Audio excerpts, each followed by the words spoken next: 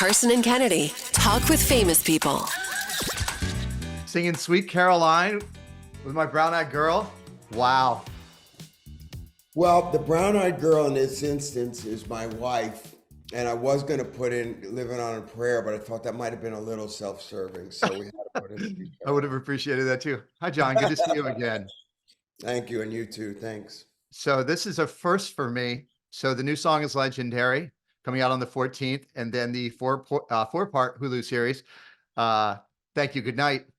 But I've never had a chance to listen to a new song with the artist sitting in front of me. And that was pretty special to me. I'm obviously a lifelong fan, as I've mentioned before. And I was watching the trailer, and man, it just brought back so many memories for me as a teenager, watching your videos on MTV, seeing your concerts. Yeah. What was it like for you to kind of go back? It's a two-part question. One, what was that like to kind of relive all of those moments, to watch those videos? And the second part, more on the technical aspect, we film everything nowadays, but back then, were you a little bit ahead of your time to have all of this cataloged and saved? Well, that's a nice way of putting that. I am a hoarder. And, I had no idea how much I had actually saved. So in retrospect, it was great that we did. But when we set out to do the film, I was also simultaneously archiving. And boy, it was a treasure trove of visuals, notebooks, unreleased material, original lyrics, photographs, personal notes. So it one benefited the other. Where did you keep all this stuff? You have a shed somewhere? Practically, yeah. I have a huge basement, and so for 3 years now, we've been working with an archiving company who have diligently put everything into some kind of an order that we now know where everything is. And then simultaneously, while we were making the film, the filmmaker could ask, "Do you have something to back up this story?" And 99 out of 100 times we did. That's incredible. I mean, Yeah. I understand even from my perspective, I've cataloged everything from our radio show. You know, Kennedy and I've been Yeah. 20, 21 years now doing the show together, and I'm the same way. I've kept it all, but it is a labor of love for sure. So it's kind of great that the fans are going to get to see this. Will you Yeah. guys all get together somewhere and watch this when it premieres on Hulu? You're going to have a party? Well, we're going to have a party at South by Southwest to premiere episode 1 Hmm. about 6 weeks before it comes out. But then I think that on release day, everybody will be left to their own, homes and sub parties by that point. So with Legendary, the song coming, will there be an album to follow at some point in the Yes. near future? Oh, yes. On June the 7th, the new album, which is called Forever, debuts. We have a brand new record that coincides with this archiving in the film. Does it feel good to get some new music out there? It does. This day and age, albums still matter to artists like me. I need to give you 12 songs. I need to give you all of them simultaneously, because like a book, it needs different chapters. Like a movie, it needs a beginning, a middle, and an end. And this album is no different than any of the rest. I needed to present it as a whole. I recently saw the Bob Marley biopic, One Love. I don't know if you saw it or not.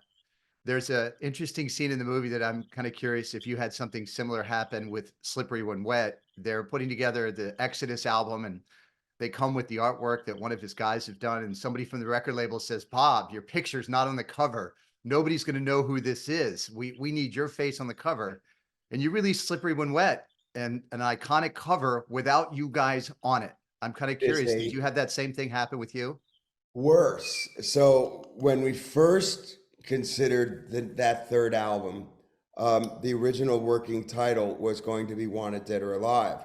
So we all grew big beards and mustaches, and we went into a cave in British Columbia, Canada, and we took these pictures in long dusters like this, the James Gang did, Sure. and the publicist from the record company got her hand on the pictures, and she flew 3,000 miles to basically give us an ass whooping.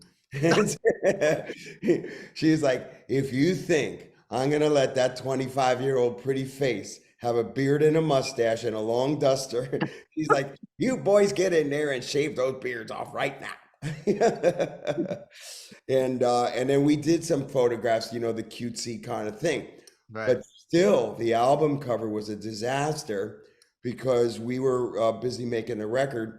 We left the cover to a photographer who, with some direction, mind you, took it on his own to capture a photograph of a young lady that maybe was a little too, risque.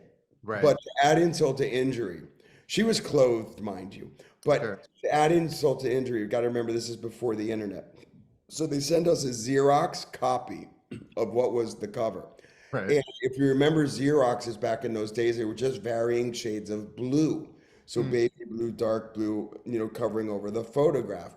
So as if the photograph and the cropping wasn't bad enough, we had no idea that the art department at the label made it hot pink.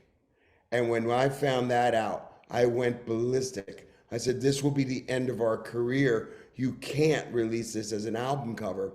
And they said, it's too late. You Give Love a Bad Name's on the radio. We need a cover. They said, if you have one, an alternate picture, something, it has to be in by tonight. So myself and Mark Weiss, who was the photographer, we literally stretched out a plastic bag. I squirted it with water, and in my fingers wrote "Slippery When Wet." He took a photograph of it, and I said, there you go. If it works for Back in Black, it's going to work for Slippery When Wet. Turn it So that in. wasn't digitally produced in some, That's my finger. PR firm? There was no such thing. This is 1986. There was no such thing. And we didn't have hypnosis to do a great album cover. This was a garbage bag with water and my fingers. That was it. That's unbelievable. What a great story. Thank you for sharing that. Yeah. So what about a tour with Legendary and the new album? Is that in the books yet? No, I don't know about a tour. It is my desire to do a tour next year, but I'm just still recovering from a major surgery. And although I'm well on the road to recovery and was able to take my time and do a song a day when I made the record, my desire is to be able to do 2.5 hours a night, 4 nights a week for months on end. And so I'm working towards that goal. I just got back from Las Vegas. I saw one of the last shows of U2 at the Sphere. And to me right now, that's the best venue in the world. What a visual journey that was. Have you thought about something like that with doing shows at the Sphere?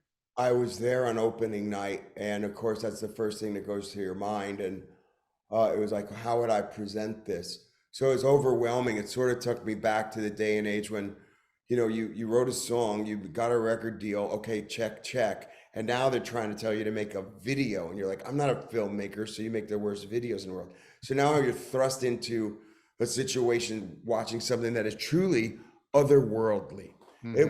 It was incredible. But I was like, wow, how do I even wrap my arms around this? And how much time would it take to develop all this, to capture something that would be worthy, that could follow this incredible production. So I'm a huge fan of U2. If they sang the phone book, I would go. But I don't see necessarily how I could pull that one off.